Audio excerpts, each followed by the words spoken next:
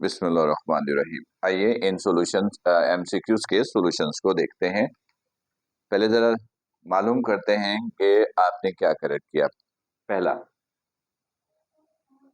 ठीक है, छोड़ दो। दूसरा, दूसरे में फोर, फोर। तीसरा, पहला, बस ठीक है। अब सुदेश पर की बारी। पहले में टू है, फोर है, ए है, सी है। चलो अब तुम पहले इधर बताओ। इधर एट है, ए है, 40 है। चलो अब तुम ये तीन बता दो। इसमें कौन सा है? 16, ए, यहां पर 40। चलो अब आते हैं जरा डिटेल में इसके सॉल्यूशंस पे। Number 1, if 20 vibrations complete in 1 second. ठीक है, तो इससे हम निकालेंगे फ्रीक्वेंसी। फ्रीक्वेंसी क्या होता है? एक सेकेंड में कितनी वाइब्रेशन। तो मैंने कहा था टाइम को ऊपर रखना, वाइब्रेशन को नीचे रखना, इससे आ जाएगा फ्रीक्वेंसी।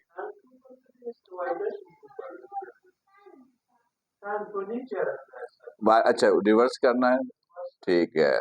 टाइम नीचे, टाइम नीचे, वाइब्रेशन ऊपर। फिर रिपीट कर रहा हूं, फ्रीक्वेंसी की क्या डेफिनेशन है? एक सेकंड में कितनी वाइब्रेशन। तो एक सेकंड वाली चीज नीचे, यानी टाइम नीचे। बिल्कुल करेक्ट, टाइम नीचे, ये इससे फ्रीक्वेंसी। तो vibration is 20 and time is 5, तो ये तो हो गया 4।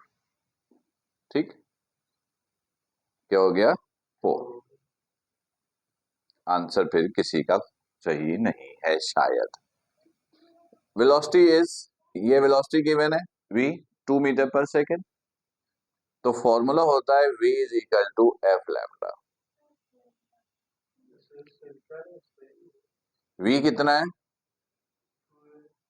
फ्रीक्वेंसी कितनी है? 4 है, ये लैम्डा। 4 मल्टीप्लाई इधर आकर क्या होगा?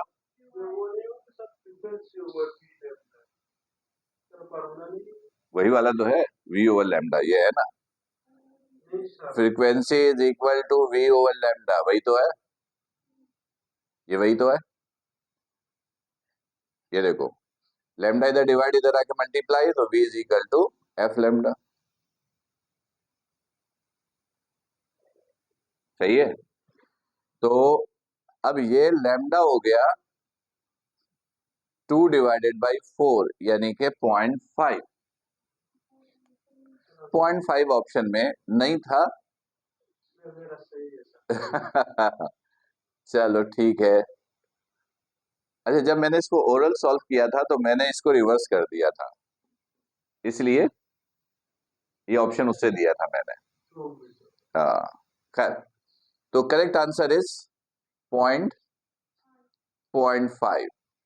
तो किसी एक, चलो सुदेश के ऑप्शन को कर देते हैं 0.5 मीटर, ये करेक्ट आंसर।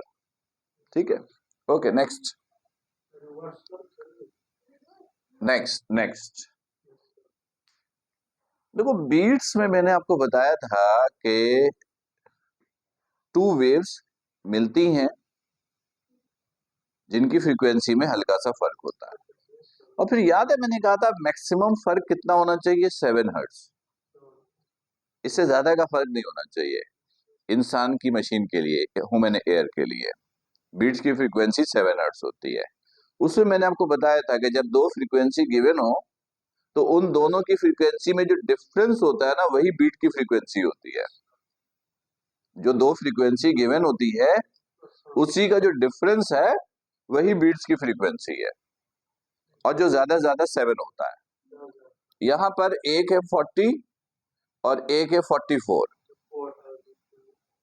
इनको सब्ट्रैक्ट कर दो, तो करेक्ट आंसर इज 4 दोनों के आंसर बिल्कुल करेक्ट हैं। गुड। लेकिन यहां पर तुम लोगों ने गलती कर दी।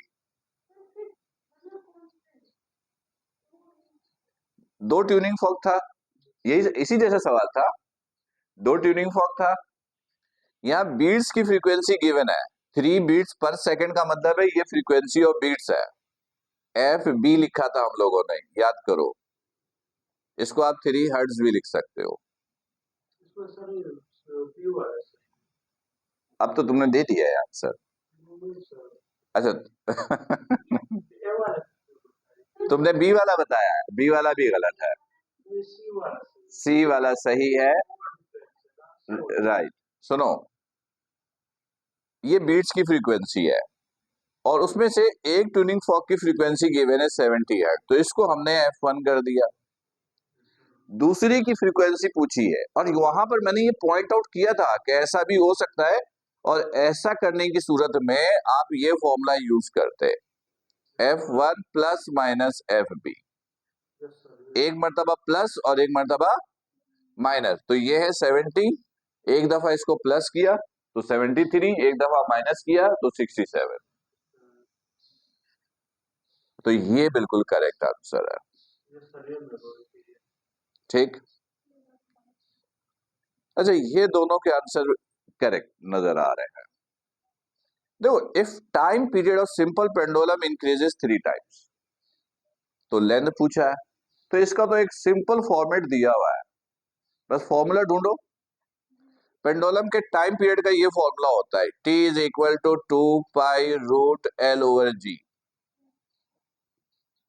ये पेंडुलम के टाइम पीरियड का फॉर्मूला है, लेकिन हमें लेंथ का चाहिए, तो लेंथ का फॉर्मूला बनाना पड़ेगा। स्क्वायरिंग बोथ साइड, 2 का square 4 pi square root cancel L over G, G को इधर लाओ, 4 पाई स्क्वायर को भी इधर ले आओ, this is equal to L।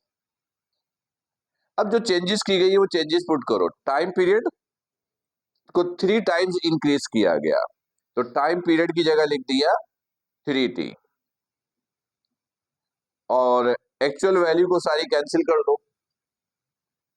ये cancel, G cancel, T square cancel, 4 pi square cancel, जो बच गया वो आंसर है। 3 का स्क्वायर बच गया, वो आंसर है। दोनों के आंसर बिल्कुल करेक्ट हैं। गुड।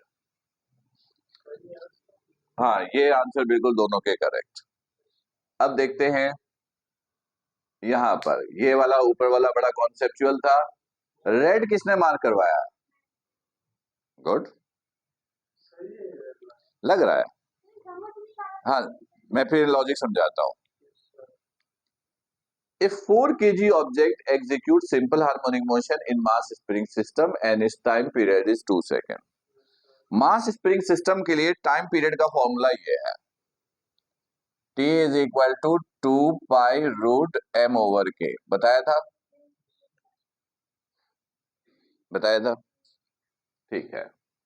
फिर कहता है इफ मास इंक्रीजेस 16 kg, पहले कितना था, अब कितना हो गया, तो मास कितना टाइम इंक्रीज हुआ, 4 टाइम।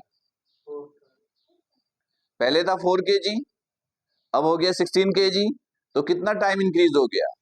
टाइम का मतलब होता है मल्टीप्लीकेशन, तो ये 16 है, पहले 4 था, 4 को किससे मल्टीप्लाई करेंगे कि 16 आ जाए, 4 से, तो इसको बोलते हैं 4 टाइम। अभी देखते हैं, अभी देखते हैं, यानी 4 टाइम इंक्रीज किया है, तो सबका आंसर गलत है, सबका गलत है। 4 टाइम इंक्रीज हुआ, ये आ गया। देखो, इसमें कोई कैलकुलेशन नहीं करनी थी, लॉजिक से सिर्फ यही पता करना था, इस जैसा क्वेश्चन था, यही पता करना था कि मास इंक्रीज कितना टाइम हुआ। मास पहले था 4, अब दिया हो गया 16, तो मास इंक्रीज हो गया 4 टाइम, हो गया। तो इस फॉर्मूले पुट करो, मास को 4 टाइम कर दो, पुरानी सारी वैल्यू कैंसिल कर दो, आंसर आ गया। कोई कैलकुलेशन की जरूरत नहीं थी। T से T, 2 पाई से 2 पाई के M, रूट 4 बचा, और root 4 is equal to 2। Correct answer is 2। मतलब ये प्योर लॉजिकल क्वेश्चन था, यानी वैल्यू से ऐसा लग रहा था कि हमें कोई कैलकुलेशन करनी पड़ेगी। क्लियर है? गुड। चलो नेक्स्ट। इसमें थोड़ी कैलकुलेशन थी आप लोग की, देखते हैं क्या किया आप लोगों ने। ये 1 सेंटीमीटर, तो इसको मीटर में लाए, 100 से डिवाइड कर दिया। ठीक है। 40 रेडियन पर मिनट, मिनट को सेकंड में लाने के लिए 60 से क्या कर दोगे, मल्टीप्लाई, क्योंकि ये डिवीजन में है। तो ये हो गया 40 इंटू 60, ऐसा ही है। क्या पूछा है? एक्सेलरेशन, क्या फॉर्मूला था? ओमेगा स्क्वायर एक्स, यही फॉर्मूला था। ओमेगा कितना है? 40 इंटू 60, ये स्क्वायर, एंड एक्स इज 0.01। अभी तो बहुत बड़ी कैलकुलेशन है, सॉल्व कैसे करेंगे देखो। ये स्क्वायर है ना इस पे, तो इसको 2 दफा लिख लिया। स्क्वायर का मतलब ही होता 2 दफा लिख लेना, लिख लिया। और ये 0.01, पॉइंट के बाद कितने डिजिट्स है? 2 है, तो यहां से 2 जीरो हटा दो कहीं से, ये और ये हटा दिया, ये खत्म हो गया, 1 बच गया। ये भी कर सकते हैं, ये भी कर सकते हैं बिल्कुल, लेकिन फिर बहुत बड़ी कैलकुलेशन हो जाएगी। पहले इसको मल्टीप्लाई करेंगे, ये हो जाएगा 2400, फिर उसका स्क्वायर करेंगे, लंबा होगा। सब सिंपल सी टेक्निक, ये देखो, पॉइंट के बाद 2 डिजिट।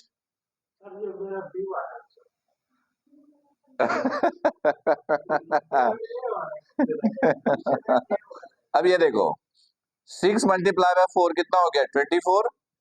6 मल्टीप्लाई बाय 4 कितना हो गया? 24। ये 2 जीरो। अब इसको मल्टीप्लाई का तरीका ये होता है कि आप सिर्फ इसको और इसको मल्टीप्लाई करो, जो रिजल्ट है उसमें 2 जीरो ऐड कर देना। तो जब 24 को 24 से मल्टीप्लाई करेंगे ना, तो ये आ रहा है 576। इसको जब इससे मल्टीप्लाई किया, फिर ये 2 जीरो है, तो ये 2 जीरो लगा देंगे। तो करेक्ट आंसर इज 57600। ये आंसर आपका बिल्कुल करेक्ट है। अच्छा, अब इसमें देखोगे, इसका formula, if spring constant is this, यानी ये तो है के, and distance between mean to extreme point is this, ये है एक्स, रिस्टोरिंग फोर्स का फॉर्मूला ये है, f is equal to k x. अच्छा, अगर आपको कन्वर्जन नहीं करनी है ना, यानी अज्यूम कि कहीं पर कन्वर्जन नहीं आ रही है किसी एमसीक्यू में, तो उसका एक रूल है सॉल्व करने का। क्या? आप इसकी जो के की वैल्यू है ना, यूनिट के साथ पुट करो, यूनिट के साथ पुट करो। तो spring constant is this 10 Newton पर सेंटीमीटर, एक्स इज 40 सेंटीमीटर।